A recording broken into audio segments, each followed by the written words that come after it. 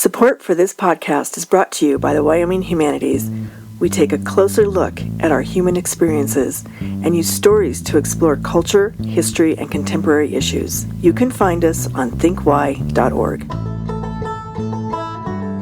And this is a common theme we see with many entrepreneurs, where their circumstances that they grew up with in one way or another, they want to be proving something and something completely different.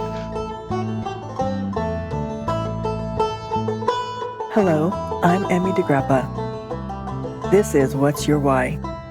Each week we bring you stories asking our guests the question why. We learn about their passion, why they do what they do, why should we care, and what can we learn? What better place to explore the human landscape than from the state known for its incredible landscapes, Wyoming? And what better organization than Wyoming Humanities? Serving our state for over 45 years, we share stories, ideas, and wisdom about the human experience. Welcome to What's Your Why?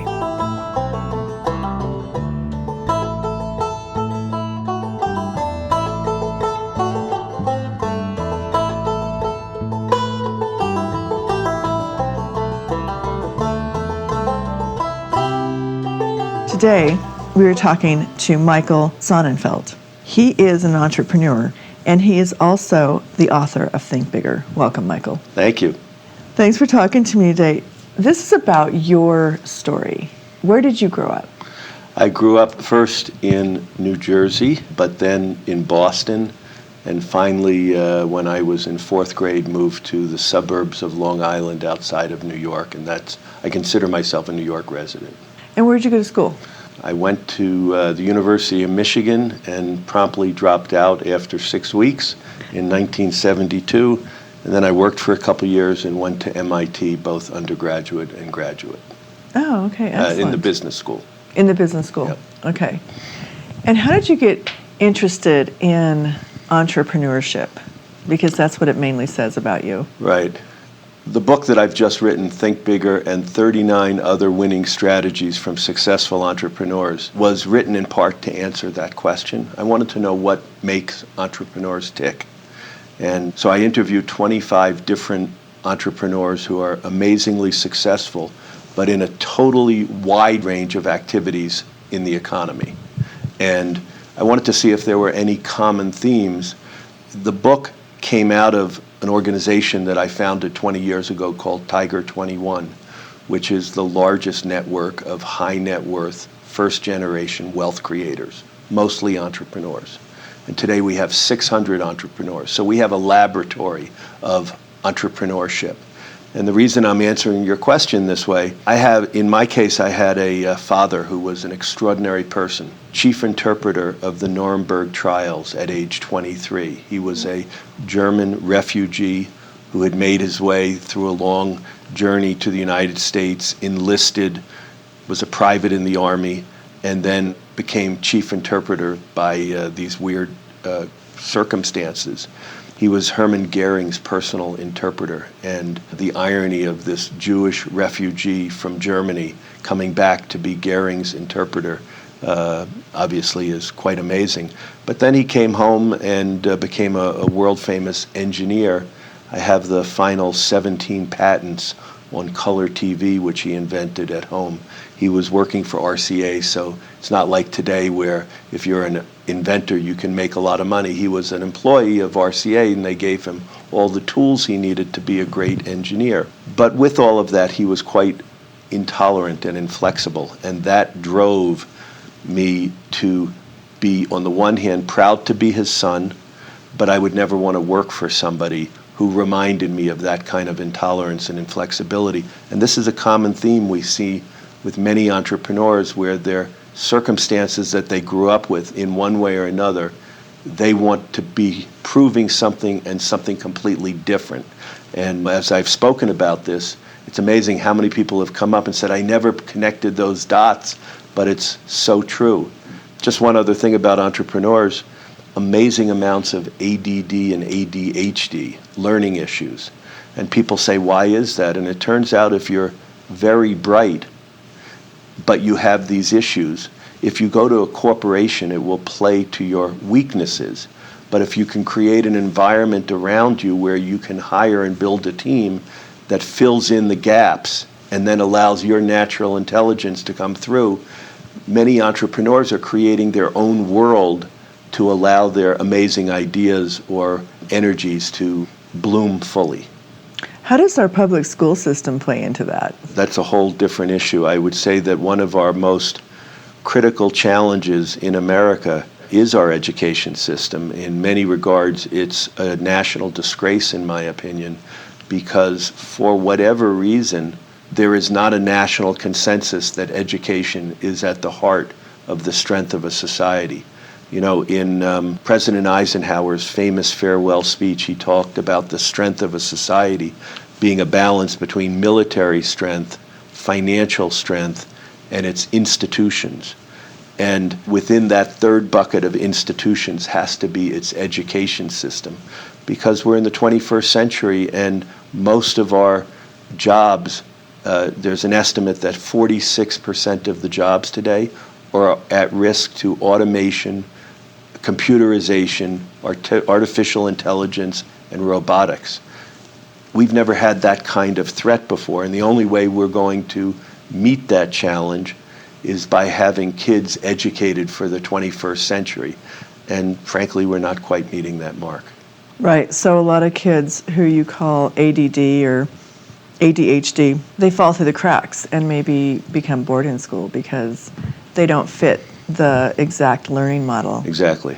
I also wanted to just mention that when I was thinking about the word entrepreneur, that before the Industrial Revolution, everyone had to be an entrepreneur.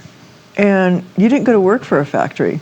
So what's changed in our mindset that people don't see themselves as natural entrepreneurs, but they have to go to work for somebody and they have to have benefits and they have to get a 401k instead of taking a risk and thinking outside of that box that has been created? It's a great question, because when you just mentioned it, I was thinking people were probably more self-sufficient than entrepreneurial, and I think there's a difference. They had to be more self-sufficient, and people always rise to the occasion when they have no choice.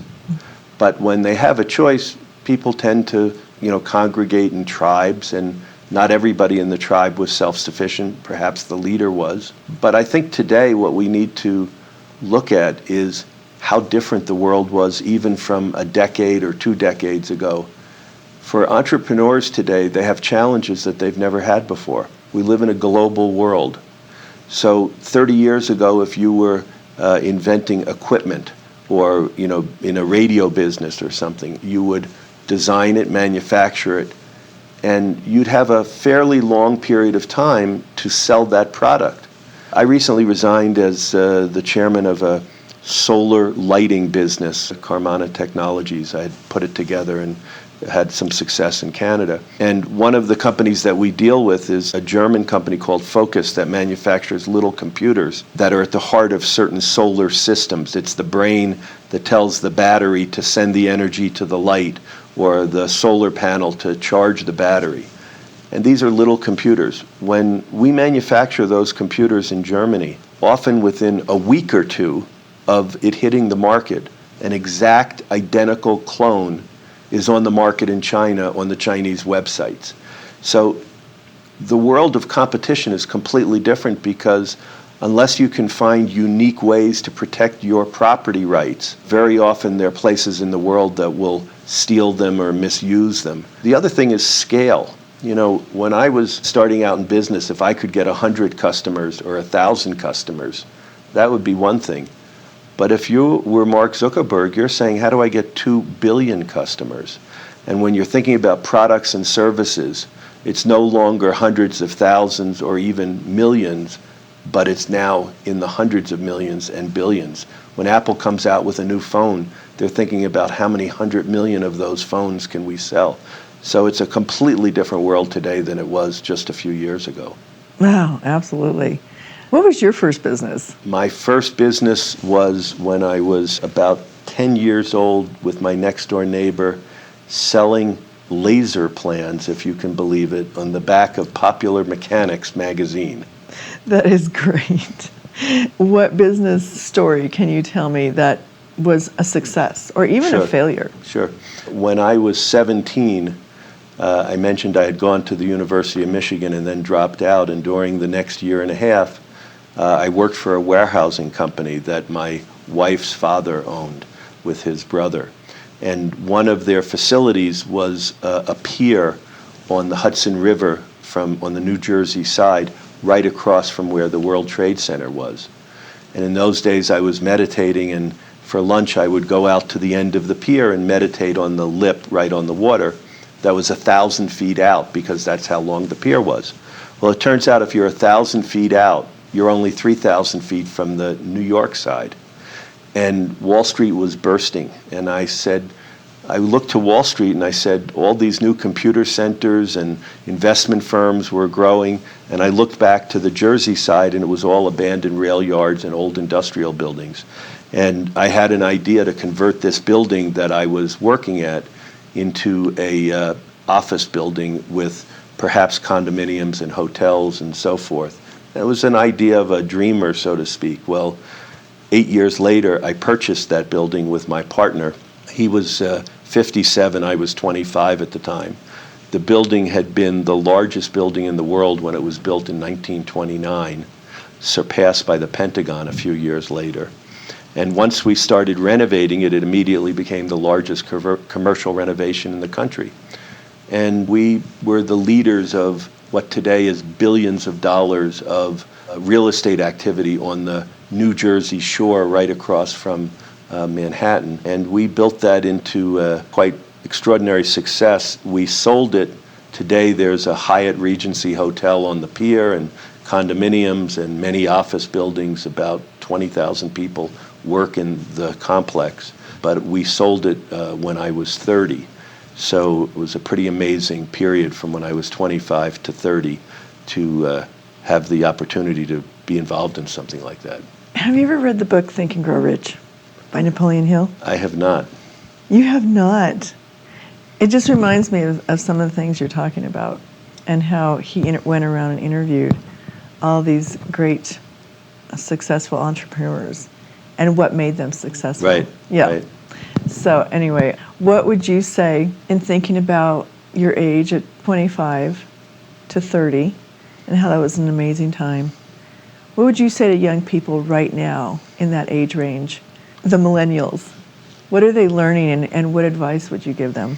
On the one hand, I'm obviously deeply concerned about the political and cultural discourse in our country. And one of the things that I'm most pleased to be working on is creating a foundation for young entrepreneurs on the premise that it may not be the same today for a young person thinking about how to seek their fortune, if you will, as it was 30 years ago. But on the other hand, the most important lesson is what I learned from my mentor and partner, which is that the deal of a lifetime comes across your desk every week. You just have to be looking for it. And a lot of people have a lot of excuses for failure, and they blame others' success on luck. But luck comes to those who are prepared and willing to take the risk. It's not a random event. Luck, like a magnet, is attracted to people who are prepared and willing to take the risk. So I would say that in many respects, there's a bold new world with many new opportunities, and it's a changing world, and it's not easy, the entrepreneurial journey. But if you're successful, you can change the world in wonderful ways. And you know, one of the things that's I found during the book is many entrepreneurs started businesses because they wanted to seek their fortune. But that wasn't always the primary motivation. Sometimes they saw something that they could do better. They could change the world. Social entrepreneurs who have no personal profit gain are still building amazing organizations to serve their communities and serve humanity, if you will. And it takes a certain type of person with a certain type of fortitude and grit and intensity to be successful. And I guess one thing that I would end this is with the first chapter in our book called Know Thyself. Not everybody is cut out to be an entrepreneur. It takes a certain kind of personality and a certain kind of drive and intelligence. And I think people should really understand who they are. They should find a way to get in touch with what their anchors are. There's a professor at MIT named Ed Schein who talks about career anchors. For some, it's security. If you need the security of a paycheck every week, you probably shouldn't be an entrepreneur. And there's no value judgment of that. Each person has different needs, and some people want to be part of an organization, and many organizations can do things that individuals can't. My father, as an example, completed color TV as an engineer at RCA, sent the first weather satellite up for NASA. He couldn't have assembled the resources to do that on his own. The only person in history that seems to have been able to do that is Elon Musk with SpaceX. But if you wanted to be in the space business and explore the stars, so to speak, you wouldn't be an entrepreneur. You'd want to be part of a great organization. So there's room for both, but you should know what your own motivations and strengths and weaknesses are to really make a difference. Okay, I have one last question. Does it take money to make money? The experience that I've had is when people have the right mix of a great idea, the kind of character and integrity that is required to build and lead an organization, and the right kind of grit and determination so that when one door gets slammed in your face, you just keep knocking on the next door. When you have whatever those combinations are to be a great entrepreneur, you will find the money somehow. I don't believe it takes money to make money. In fact, the generation today of the greatest entrepreneurs are almost all first-generation wealth creators. And 30 or 40 years ago, 80% of the wealth in America was held by heirs and heiresses, and only 20% was held by entrepreneurs. Today, it's just the reverse. 80 or 90% is held by people who have created the wealth because we've had such an explosion of entrepreneurial success. And I think that answers your point. It wouldn't be possible in one generation to have created 80 to 90% of the wealth if it was true that you needed money to make money. I think that's encouraging, actually. Yeah. Thank you so much for talking to me, Michael. Thank you for listening. I'm Emmy DeGrappa. This Think Why podcast is brought to you by the Wyoming Humanities. We use the humanities as a lens to explore the human experience. You can find us online at thinkwhy.org.